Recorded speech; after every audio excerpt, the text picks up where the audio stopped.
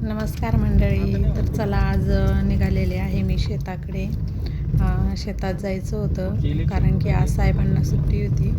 तर मग आम्ही निघालो होतो शेतामध्ये जाण्यासाठी. तर म्हणलं चला आज आपण शेतामध्ये जाऊया. आणि बरेच दिवस झाले तसे मी शेतामध्ये पण नव्हते गेलेले, म्हणून आम्ही निघालेलो होतो शेतामध्ये. काही घरून जाताना मी काही शूट केलेलं नव्हतं. आणि मग आम्ही शेतात जेव्हा आम्ही रस्त्याला लागलो तेव्हा मी थोडंसं शूट करायला घेतलं. सुट्टी घेतली का? आणि मग शेवटी जे आहे तर बघा मी इथं शेतामध्ये आलेले आहे.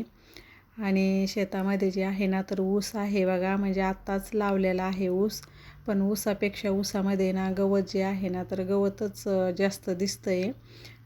कारण कसं असतं की म्हणजे आपलं लक्ष द्यायला पण कोणी नाही आहे. आणि घरून जर शेती केली तरच शेती परवडते आणि व्यवस्थित शेती येते. आता ही जी आहे बघा तर तांदूळची जी भाजी आहे ना तर ही तांदूळची तुमच्याकडं काय म्हणतात याला, आमच्याकडे ही जी भाजी आहे याला चंदन बटवा अशी भाजी म्हणते. तर मग मी ती भाजी पण घेत होते. म्हणलं की फवारण्या वगैरे काही केलेल्या नाही आहे. आणि ही जी आहे तर मोहरी आहे बघा, मोहरीची पण भाजी घेतली आहे मी. मोहरीची जी भाजी आहे ना तर आपल्याला हाडासाठी खूप छान असते मोहरीची भाजी खायला. आणि आपल्याला कसं आता ह्या भाज्या ज्या आहे तर बाजारात आपल्याला सगळ्या भाज्या मिळतात. पण ह्या ज्या रानभाज्या आहे तर ह्या रानभाज्या आपल्याला बाजारामध्ये मिळत नाही. त्याच्यामुळं ही जी चंदन बटवेची भाजी आहे ना तर मग मी शेतामध्ये ही जी भाजी आहे तर ऊसामध्ये आलेली होती. तर मग मी ही भाजी तोडून घेते भाजीसाठी. तर मला आमचे साहेब बोलत होते की भाजी ना तर 8 दिवस पुरण अशी भाजी घे, भरपूर भाजी घे, पिशवी भरून भाजी घे. कारण इतकी भाजी आलेली होती शेतामध्ये. आणि अजून खत वगैरे काही दिलेलं नव्हतं ऊसाला. आणि ही मोहरीची जी भाजी आहे ना तर ही भाजी पण घेतली मी. कारण ही भाजी पण बनवल्यानंतर खायला पण खूप टेस्टी लागते. आणि आपल्याला म्हणजे हाडाचे जर दुखणे असेल ना तर तेव्हा पण ही भाजी खाल्ली ना तर हाडे पण यांना मजबूत होतात. म्हणून मी जी ही भाजी आता आपल्याकडं जास्त एवढी खाल्ल्या जात नाही. पण तिकडं जे आहे ना तर UP भागामध्ये तर तिकडे ना तिकडे ही भाजी जास्त खाल्ल्या जातात. तिकडं ते सरसो का साग म्हणतात त्याला. आणि ही भाजी तिकडं खूप खाल्ल्या जाते. थोडं जळून घेतला का मग मोठा आता मी भाजी वगैरे घेऊन जे आहे ना तर मग आले होते इकडं, म्हणजे घरी आलेले होते. तर इकडं मी इकडं जाऊबाईच्या घरी आलेले होते. आणि माझ्या लहान्या जाऊबाईकडे आलते. तर त्यांना जे आहे ना तर म्हणजे पानं ते खूप खाऊन छान हे शेती झालेलं दिसते करतात. प्रगतिशील शेती करतात ते. हे वरचे चरले शेतकरी थोडे आहे छोटे ते वाटले प्रगतिशील खालचे मोठे. शेतकरी म्हणता येईल त्यांना. कारण हे बघा ते जे आहे ना तर हे रेशीम जे बनतं ना तर ह्या आळ्यापासनं बनतं आहे. तर त्यांच्याकडं हे आहे बघा, हे बनवतात ते.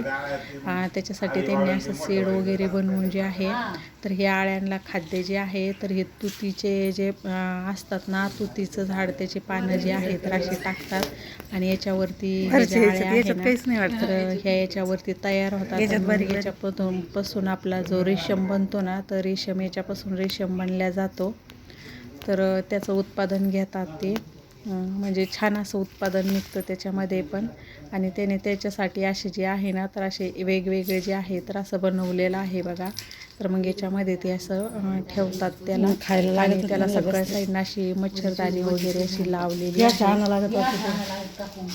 की त्याला मच्छर पण मध्ये जाऊन नाही द्यावं लागतं. आणि थंड राहायला पाहिजे ते, म्हणजे गरम पण नको व्हायला. थंड असल्यानंतर म्हणजे व्यवस्थित मग त्या मोठाल्या होतात, नाहीतर मग मरतात. तर हे असं त्यांना जे खाद्य आहे तर असं खाद्य त्यांना टाकावं लागतं.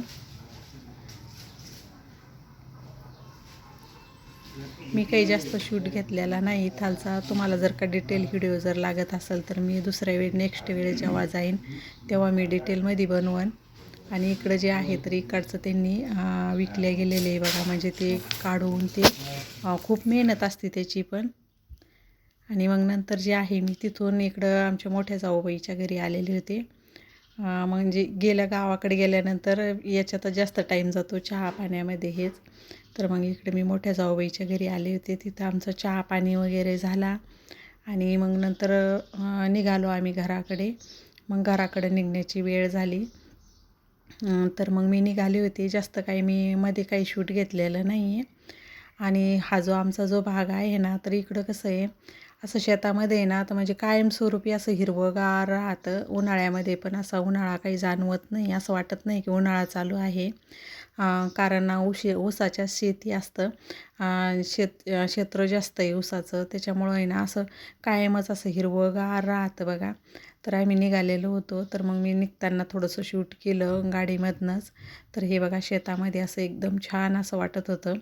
आणि इकडे गावाकडे आलं ना तर म्हणजे कसा टाईम जातो ते पण कळत नाही. आणि जाताना पण आपला असा म्हणजे पाय निघत नाही आहे, इतकं छान असं निसर्गरम्य असं वातावरण बघून खूप छान वाटतं शेतामध्ये गेल्यानंतर. आता एवढ्या उन्हात जाऊन पण असं वाटलं नाही की आपल्याला की उन्हाळा चालू आहे म्हणून. तर म्हणलं चला आज गावाकडे गेले होते, तर म्हणलं तुमच्याशीच थोडंसं आपल्या गावाकडचा शूट केलं आहे मी, थोडंसं शेअर करूया म्हणून मी थोडासा व्हिडिओ जे आहे तर मग मी घेतलेला आहे बघा हा. तर जे तुम्हाला माझा आजचा व्हिडिओ कसा वाटला ते मला कमेंटद्वारे कळवा. जर का माझा व्हिडिओ आवडला असेल तर लाईक करा. धन्यवाद.